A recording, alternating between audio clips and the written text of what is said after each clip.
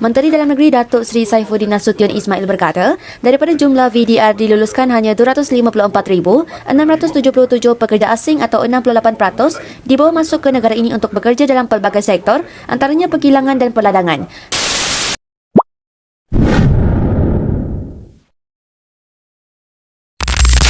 So today I will be presenting a critical human resource issues in Malaysia, which is the heavy reliance on foreign employees. Malaysia is one of the fastest growing economies in South Asia. Key sectors such as manufacturing, construction, agriculture and service play a vital role in supporting this growth. However, to sustain these industries, Malaysia depends heavily on foreign workers. According to official statistics from 2024, there were more than 2.47 million active foreign workers, representing about 14% of Malaysia's total workforce.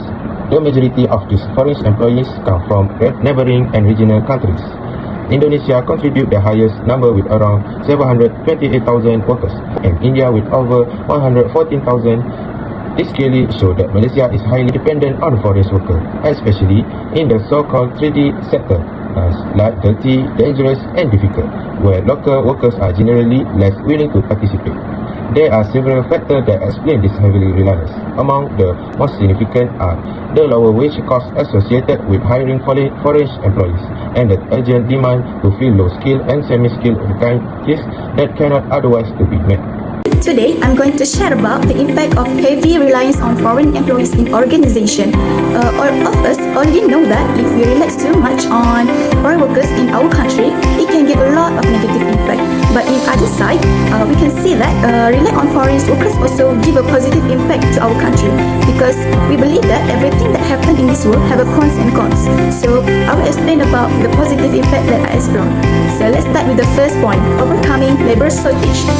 In Malaysia, many locals are quite choosy when it comes to jobs. Some don't want jobs that are seen as low status or job with a lower pay, like plantation work, construction and cleaning. These jobs are tough and not many Malaysians want to take them. But for foreign workers, it's different. They usually see any job as a source of income, so they're more willing to do this type of work. Because of that, companies don't have to worry about manpower issues.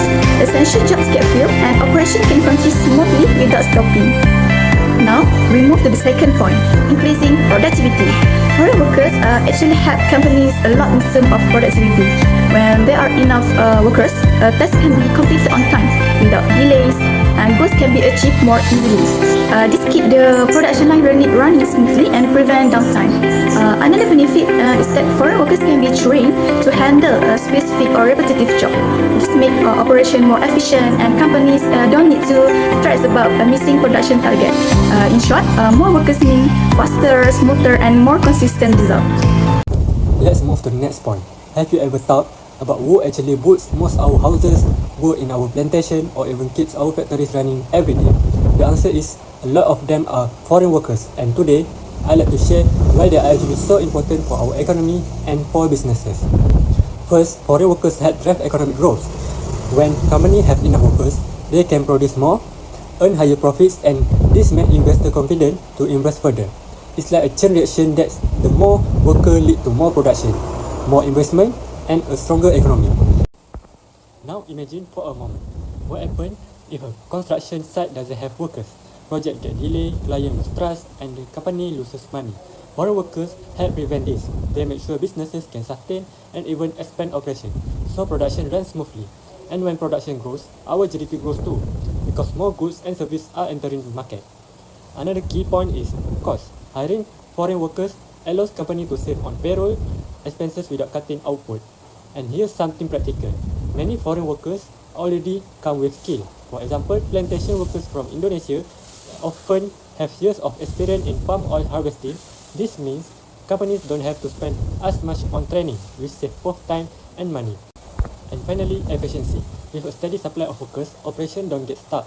Think about furniture factory in Kelantan. If they suddenly face a labor shortage, production might stop for days, and that could mean huge losses. But with enough foreign workers, production can continue non-stop, avoiding costly downtime and keeping business competitive. Now let's move on to the negative impact of heavy reliance on foreign workers. First, let's look at the poor treatment of foreign workers. Many of them live in poor conditions such as overcrowded dormitories with unhygienic facilities. For example, according to a report by Bernama, some foreign workers in Malaysia are forced to share small living space with more than 10 people, which increases health and safety risks. Secondly, unpaid or delayed wages are also a major issue. Some employees take advantage of foreign workers, knowing that these workers may not have the resource to fight back legally. This leads to financial struggle and exploitation. Third, many foreign workers face long working hours but without proper overtime pay. Next, we have the issue of wage separation. Because of foreign workers are often willing to accept lower pay, employees may intentionally keep wage low. For instance, instead of offering a competitive salary, companies choose to save costs by hiring a cheaper foreign labor. This also affects local workers. Employees may avoid raising salaries from Malaysians since they can easily fill positions with foreign workers at a lower cost. Over time, this creates a problem where local workers feel undervalued and it discourages them from joining certain industries such as construction or manufacturing. Heavy reliance on foreign workers also affect to miscommunication in our workforce. It changes how we communicate, how we work, and how we trust each other. Many foreign workers may not be fluent in English or Bahasa Melayu, which can hinder their ability to understand safety procedures or communicate hazards to their colleagues. Every day, language barrier leads to costly and sometimes dangerous mistakes. For example, in construction sector, a single misunderstanding between a foreign worker and a local supervisor can result tasks being done completely different from what was instructed. Next, in factory, a worker misunderstanding production step can slow entire assembly lines, delay order, and cost company thousands of ringgit. This is not a just communication problem; it's an efficiency problem and productivity problem. Other negative effect on heavy reliance on foreign workers that the company can face legal risk. Legal compliance and documentations are vital when managing foreign workers in Malaysia. The more foreign staff company have, the more visa and permit they need to manage. If any of these documents are expired, invalid, or incorrect fields, the company can be fined from hiring foreign workers in the future. However, legal compliance and documentation process tend to be complicated and time-consuming. Complications such as visa rejections or delay process make managing foreign workers more challenging. Furthermore, this regulatory process changes periodically, making it critical for business to stay current on any change. Failure to do so can lead to fines and penalties from local authority or work permit cancellations. So, for the solution, one of the most effective is to monitor and ensure compliance with labor law.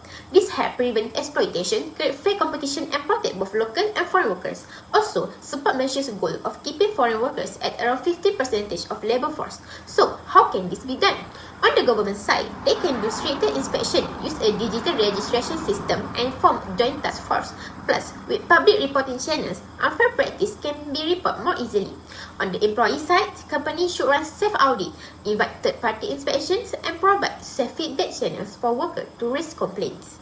Next, to address the heavy reliance on foreign employees, Malaysia must take serious steps to develop and empower its local workforce. One of the most effective approaches is through training and skill improvement program. By offering free or subsidized training costs, the government can encourage more Malaysians to take up jobs in critical sectors. For instance, local workers can be trained to operate heavy machinery, manage better automation systems, or apply modern agriculture technologies. This program not only increases their employability, but also boosts their confidence to compete in industries that are often dominated by foreign labor. Another important measure is to strengthen collaboration between industries and educational institutions. Companies can work hand in hand with community college, polytechnic, and university to design courses and modules that are aligned with the current needs of the market.